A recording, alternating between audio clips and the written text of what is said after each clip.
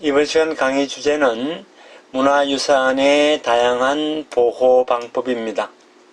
부제로 민속예능의 매력에 빠진 사람들의 공동체. 이 논문의 아마 독창성이라고 한다면은 민속예능의 매력에 빠진 사람들의 공동체라는 이 점이 될 것 같습니다. 이 논문 전체의 내용을 간단하게 소개를 드리자면은 일본 동북지방에 미야기현이라는 곳이 있는데 거기 미야기현 이시마키시에 전승되고 있는 하네코 춤이라는 하네코 오도리라는 춤이 있습니다. 그래서 이 춤이 일본의 문화재 보호법 아니면 문화재 보호 제도화 과정을 통해서 이 지역의 민속 예능이 지역사회 이외의 외부 사람들과 어떠한 관계를 맺는지 그 의미를 탐구하는 것입니다. 지역 주민들이 문화재 관련 행정 조직이라든지 아니면 외부인들과의 접촉을 통해서 민속 예능 자체의 전성 과정을 외부로까지 확대하는 것, 확대를 하고 그 다음에 형태를 띈 무형문화재로 확립을 시켜가면서 그것이 결국에는 지역 자원으로 활용이 되는 점을 논의하고 있습니다. 그래서 이러한 지역 자원 활용의 이면에는 민속 예능에 관여하는 실제 그 연행자, 연의자 이외의 국가라든지 아니면 지자체의 문화재 보호 관련 업무를 하는 그 행정 공무원들, 문화재 지정 등에 관여하는 문화재위원회 위원이라든지, 그죠. 그 다음에, 이 대상을 연구하는 연구자, 혹은 지역 내 향토학자 등 다양한 활동 주체가, 서로 협동하는 혹은, 협업하는 그러한 문화재 공동체를 만들어가고 있다라는 것을 제시하고 있습니다. 그래서 또 하나의 중요한 키워드는 문화재 공동체라는 이 개념입니다. 구체적인 내용은 앞으로 쭉 한번 살펴보도록 하겠습니다. 자, 강의 전체 내용은 이러한 내용으로 되어 있고요. 자, 이제 본격적으로 이제 강의에 들어가겠습니다만은 일본의 그 문화행정에서 주로 이렇게 문화유산 보호는 문화재 보호법을 토대로 실천되고 있습니다. 그런데 우리가 문화유산과 문화재를 혼동하는 경우가 왕왕 발생하고 있습니다. 그렇지만은 2005년 6월에 공포가 된 식육기본법에 의거해서 2013년에 와쇼쿠라고 하는 일본의 음식문화를 유네스코 인류무형문화유산에 등재를 시키게 됩니다. 한국 같으면 한식이 되겠죠, 그죠? 또 하나 다른 사례는 세계 중요 농업유산이라는 것이 있습니다. 식육기본법 같은 경우에는 한국에는 이러한 법이 아직 없습니다만은 세계 중요 농업유산은 한국도 이러한 유산 관련 내용들을 가지고 있습니다. 그래서 이러한 것들이 문화재와 다른 가치 기준에 의해서 규정되는 문화유산이 등장을 하고 있더라 이겁니다. 기본적으로는 모든 문화재가 이 문화재 보호법을 토대로 하고 있습니다만은 이 문화재가 유산화되면서 유산으로 등재될 때에 경우에 따라서는 독자적인 어떤 법령에 의거해서 혹은 독자적인 어떤 유산 규정에 의거해서 유산으로 등재되는 그런 사례가 등장을 하더라 이겁니다. 그래서 큰 틀에서 보게 되면은 문화재라는 개념보다도 오히려 문화유산이라는 개념이 더 크다고 할 수가 있습니다. 왜 그러냐면은 기본적으로 문화재가 이 문화재보호법에 의해서 문화유산이 되고, 거기에 이 문화재보호법과 관련이 없는 식육규범법이라든지 세계 중요 농업유산이라든지 이러한 것들도 문화유산이 되기 때문에 큰 틀에서는 문화유산이라는 개념이 문화재보다 더 크다. 그래서 이제 이 논문에서 이제 다루고자 하는 그 연구 목적이 뭐냐 하면은 이 문화재보호법에서 규정하는 무형민속 문화재를 대상으로 해서 이 무형민속 문화재라는 것이 어떻게 보호되고 있고 또 실천되고 있는지를 한번 살펴보겠다 이겁니다. 그러한 것을 살펴보므로 인해서 일본 문화재보호법의 특징이 어떤 것인지 밝혀내는 것에 목적을 두고 있습니다. 자, 그러면은 앞서 말씀드렸습니다마는 이 문화재라고 하는 것은 기본적으로 문화재보호법에 의거해서 기초해서 가치 부여되는 문화유산을 지칭하고 있습니다. 그래서 우리가 문화재보호라고 했을 때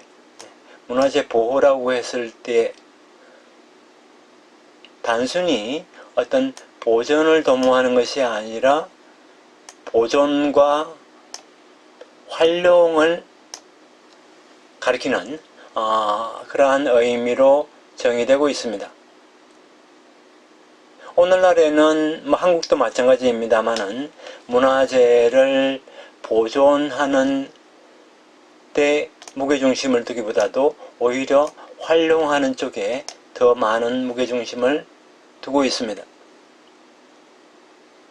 지난 시간에 제가 여러분들에게 보기를 기대하면서 몇 가지 논문을 소개를 해드렸습니다마는 그때 임장혁 교수님의 그 논문 중에 이러한 법령의 재문제와 관련한 논의에서 한국에서도 문화재보호법의 이 보호라는 개념이 보존과 활용을 내포하고 있다.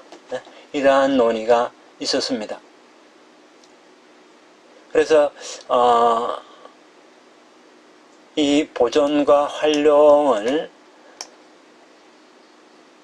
둘 다 가리키는 그러한 의미로 사용이 되고 있는데, 이 어떻게 보면 사실 좀 모순이 있는 것처럼 보이곤 합니다. 어쨌든 한국이나 일본이나 이 문화재 보호라고 했을 때 이 보호의 개념 속에는 보존과 활용이 내포되어 있다는 것과, 또 하나는 이 활용에 더욱더 무게중심을 두고 있다는 것을 여러분들이 기억해 두시면 좋겠습니다. 나중에 다시 이제 좀 더 역사적으로 소급해 가서 이 문화재보호법을 살펴보겠습니다만은, 일본의 이 유산과 관련한 정책의 어떤 하나의 커다란 전환점이 되는 것이 1990년대입니다. 일본의 문화재라든지 아니면 문화유산을 총괄하는 우리나라의 문화재청에 해당하는 문화청에서는 문화입국론이라는 것을 갖다가 전면에 내세우게 됩니다. 지금 아베 정권 같은 경우는 관광입국론, 문화에서 관광으로 이렇게 바뀌었습니다만은 이 90년에는 문화입국론이 문화재청에 의해서 전면적으로 앞으로 나오게 되고, 특히 전통문화라든지 아니면 예술문화를 진흥하는 데에 많은 무게중심을 두게 됩니다. 그래서 이러한 문화입국론이 등장하게 된 배경에는 동명대학교 이와모토 미치야 교수님이 지적하는 바와 같이 정치적 배경이 하나 있고요. 이 부분은 다시 나중에 좀 더 구체적으로 살펴보도록 하겠습니다. 그 다음에 또 하나는 뭐냐 하면은 세계유산협약입니다. 1973년에 세계유산 협약이 체결되고 그 안에 자연유산, 문화유산, 복합유산이 있다고 말씀을 드렸고 지난 시간 강의에서 살펴봤습니다. 근데 이 90년대에 접어들게 되면은 세계유산의 한 종류인 문화유산과 관련한 논의가 좀 더 본격적으로 이루어지게 됩니다. 즉 문화유산을 어떻게 자리매김할 것인가 논의가 되게 되고요. 여기 나와 있는 특히 문화유산 보호와 관련해서 공동체를 중시하는 그러한 움직임이 등장을 하게 됩니다. 또 하나 동시에 전개되는 것은 뭐냐 하면은 이 90년대에 기존의 세계유산과는 다른 2003년에 협약이 체결된 인류무형문화유산 협약을 체결하기 위한 사전 작업으로서 무형문화유산 협약이라는 것이 이 시기에 논의되게 됩니다.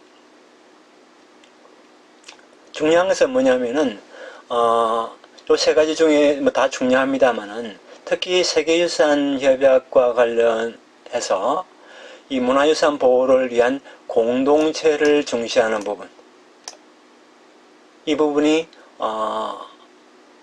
중요하게 등장을 하게 됩니다.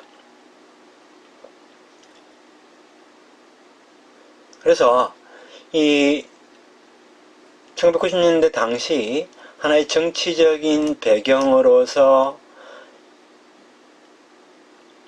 보수 정치 세력들이 어떻게 하느냐 하면은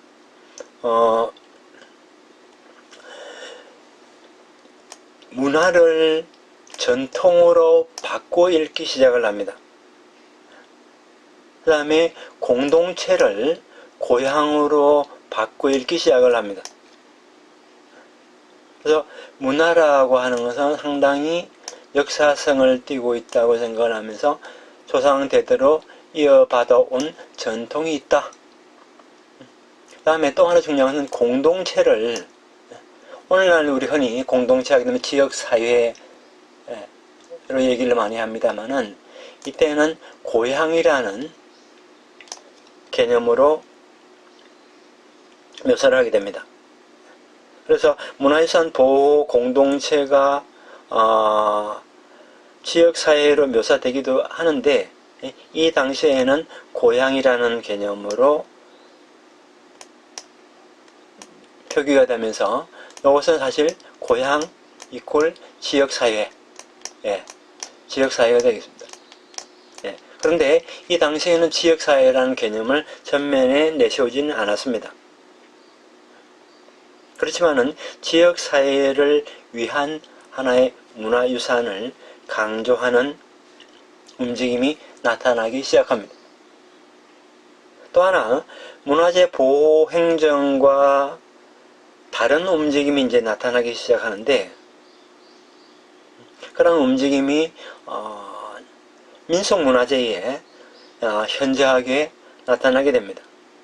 그래서 문화재 행정 틀 속에 들어갈 수도 있지만은, 그러나 이 민속문화재라는 것이 실제 이 틀과 괴리되는 부분들이 상당 부분 존재를 했단 말이에요. 이러한 또 어떤 괴리되는 부분이 나타난 시기가 1990년대입니다. 그래서 저자는 이 문화유산과 지역사회의 어떤 관계, 즉 민속예능을 대상으로 해서 문화재 보호 행정과 지역의 활동 실천의 그 관련성을 한번 내가 검토해 보겠다 라고 하는 것입니다. 자, 그러면은 일본의 문화재 보호 제도와 민속예능이 어떠한 관계에 있는지 잠깐 한번 살펴보도록 하겠습니다. 문화재 보호법은 사실 기본적으로 이렇게 문화재를 다루게 되는데 이 문화재 종류는 크게 유형문화재, 중요 무형문화재, 그 다음에 민속문화재 등 총 한 6가지의 범주로 구분이 되어 있습니다. 특히 민속문화재 같은 경우에는 예능 부분에 이제 해당이 되는데, 이걸 또 이렇게 고전 예능과 민속 예능으로 이렇게 구분해서 사용을 하고 있습니다. 또. 그런데 이 민속 예능이라고 하는 것은 실제 이 범주화시키기에 매우 좀 애매한 그러한 존재입니다. 왜 그러냐면은 실제 이 범주화할 수 없는 그러한 사례들도 많이 포함이 되어 있기 때문에 그래요. 그래서 민속학자들은 민속학 분야에서는 어떻게 정리를 하고 있었냐면은 지역 사회와 밀접한 관련이 있는 예능이다. 네, 이렇게 자리매김을 하고 있고요. 실제 이제 행정기관, 문화청에서는 문화재로서 국가라든지 아니면 도도부현, 즉 우리나라의 특별시, 그 다음에 군, 면 이렇게 되겠죠. 예, 도도부현, 그 다음에 시정천의 보호 대상으로 그렇게 여겨왔습니다. 자, 그러면은 조금 더 역사를 소급해서 일본의 문화재 보호법이 만들어지는 1950년으로 한번 잠깐 소급해 보도록 하겠습니다. 이 1950년 당시의 문화재 보호법 속의 민속예능이라고 하는 것은 사실 실제 무형문화재의 하나로 위치 부여가 되어 있었습니다. 그러면서 중요한 것은 뭐냐면은 뛰어난 예술성을 최대의 평가 기준으로 삼았던 것입니다. 그러다 보니까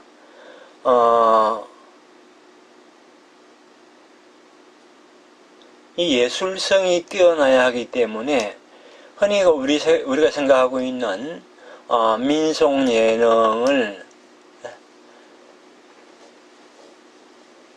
예술성의 잣대로 평가하기에는 상당히 어려운 부분이 있습니다. 그러다 보니까 일본에서는 국가지정 중요 무형문화재로서 지정된 민속 예능은 없습니다.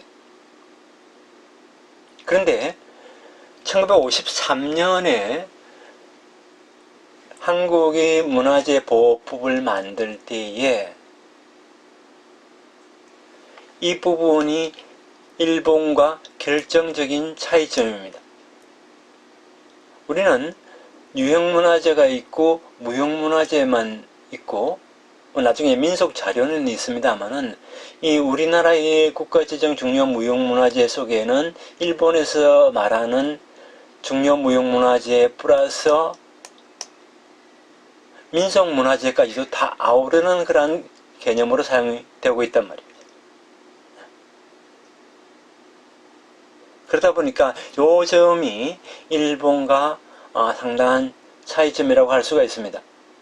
이것은 지난 시간에 제가 소개를 해드린 그런 논문 속에 남근호 선생님 논문이라든지 아니면 정수진 선생님의 논문 아니면 임장혁 선생님의 논문에 자세하게 소개되었기 때문에 생략을 하도록 하겠습니다. 그래서 이 당시 일본에서는 어떻게 했냐면 이 민속 예능을 보존 조치를 강구해야 할 무형 문화재라는 정도로 자리매김을 시키고 선택제도라는 것을 만들어서 민속예능 연구상의 분류 단위로 무형문화재로 선택을 했습니다. 물론 이 선택제도는 1954년이 되게 되면은 폐지가 되게 됩니다. 그 구체적인 사례가 예를 들어서 선택 무형문화재, 그 다음에 선택 무형 민속문화재. 선택 무형문화재 같은 경우에는 문화재보호법에서 정한 기록 작성 등의 조치를 강구해야 하는 무형문화재. 근데 중요 무형문화재와 달리 행정적인 보호 조치는 강구하지 않는다는 거예요. 예. 행정적인 보호 조치를 강구하느냐 안 하느냐의 그 차이점입니다. 또 하나, 선택 무형 민속문화재 같은 경우에는 문화재보호법에서 정한 기록 작성 등의 조치를 강구해야 하는 민속문화재입니다. 그래서 중요 무형 민속문화재와 달리 행정적인 조치는 강구하지 않는다. 예. 그런데 중요한 것은 뭐냐면은 이 선택제도가 설립됨을 계기로 해서 기존에 일부 향토사학자만이 주목해온 민속예능이 선택이지만은 문화재로서 가치 부여되도록 한 것은 상당히 획기적인 사실입니다. 그래서 우리나라에 없는 이런 선택문화재, 무형문화재 제도가 잠깐 있었다는 것. 그 다음에 일본에는 무형문화재 같은 경우는 뛰어난 예술성을 최대 평가 기준으로 삼았다는 것. 예, 요 점은 여러분들이 기억을 해두시면 좋을 것 같습니다.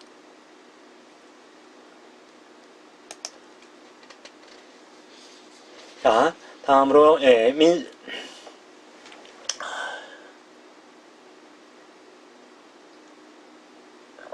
문화재로 지정이 되게 되면은 그 해당 예능이 사실 외부와 연결된다는 것을 의미합니다. 즉 외부와 연결된다는 것은 또 뭘 의미를 할까요? 특정 지역에서만 전성되던 것이 다른 지역에 많이 알려지게 됨으로 인해서 이 지역에서만 전성되는 것이 아니라 다른 지역에서도 그 전성 활동이 이루어진다는 것을 또 의미하기도 합니다. 그러한 장치 중 하나가 무엇이냐 하면은 전국 민속 예능대회입니다. 오른쪽에 보시는 포스터 사진은 2019년도의 내용입니다만은 전국 각지의 예능들이 한자리에 모여서 경쟁을 하게 됩니다.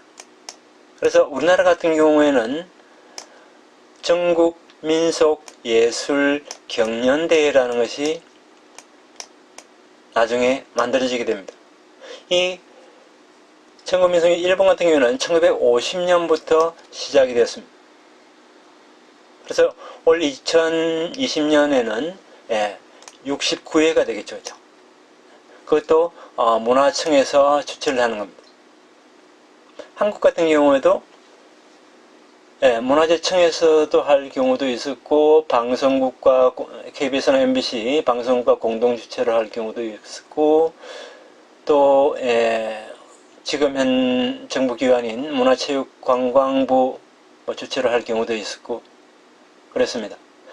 지금은 한국민속예술축제라는 명칭으로 바뀌어 있습니다만 어쨌든 일본에서는 이 대회를 개최를 해서 이 민속 예능을 활용할 목적으로 개최를 했다는 거예요.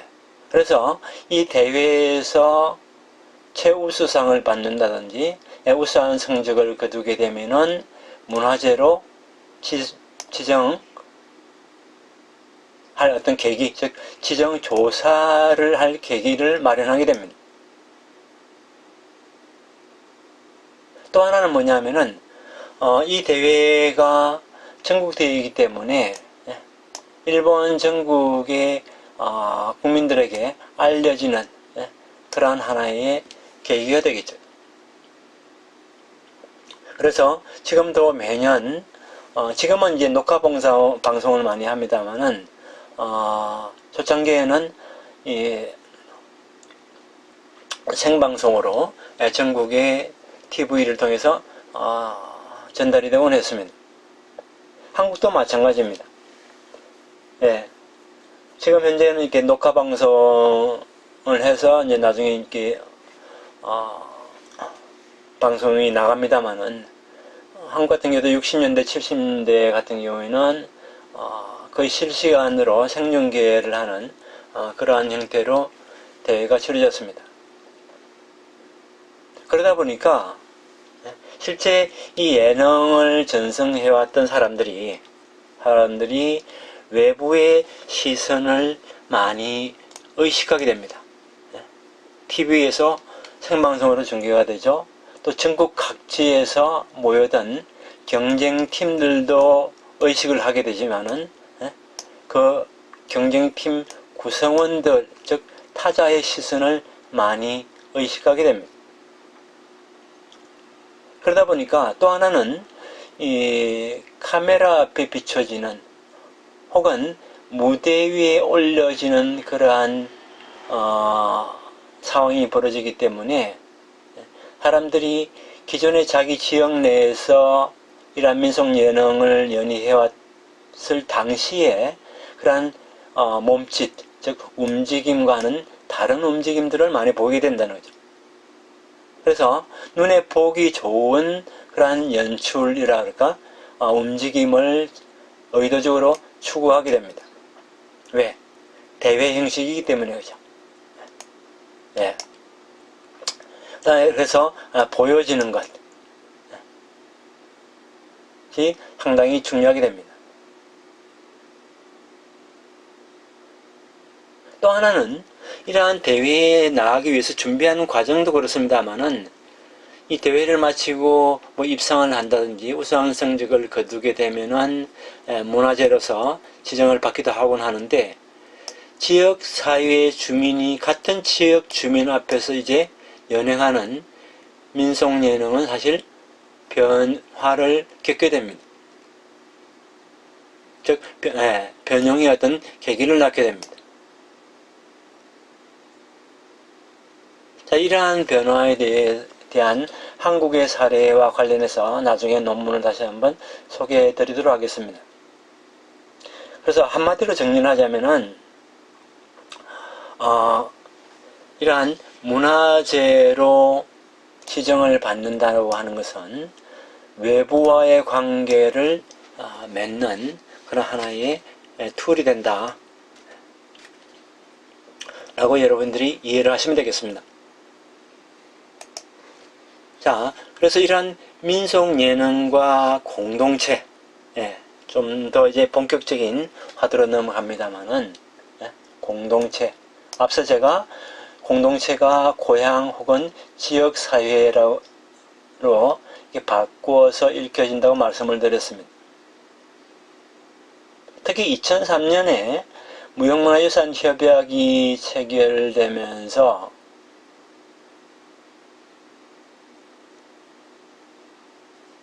이 민속 예능의 경우 공동체 구성원들이 어떠한 역할을 하는지 공동체와 관련한 기술을 반드시 하게끔 되어 있습니다.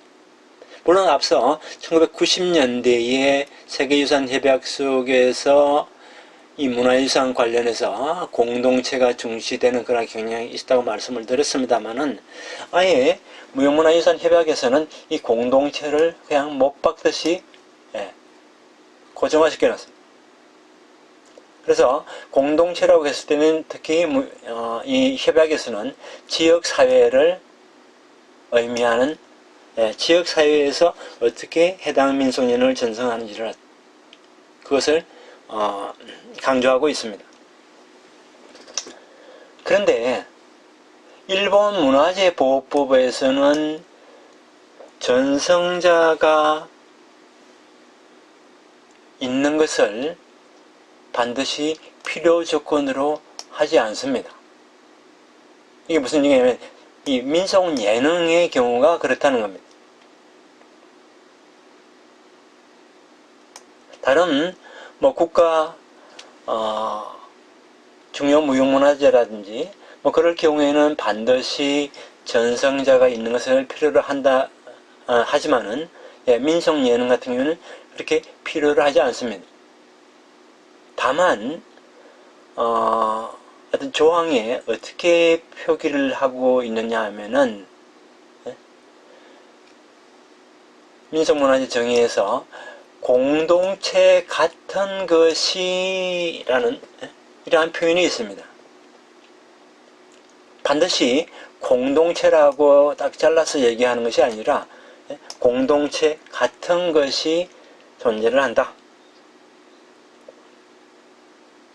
이렇게 표현을 해두고 있습니다. 자, 일단 여기까지 하고요.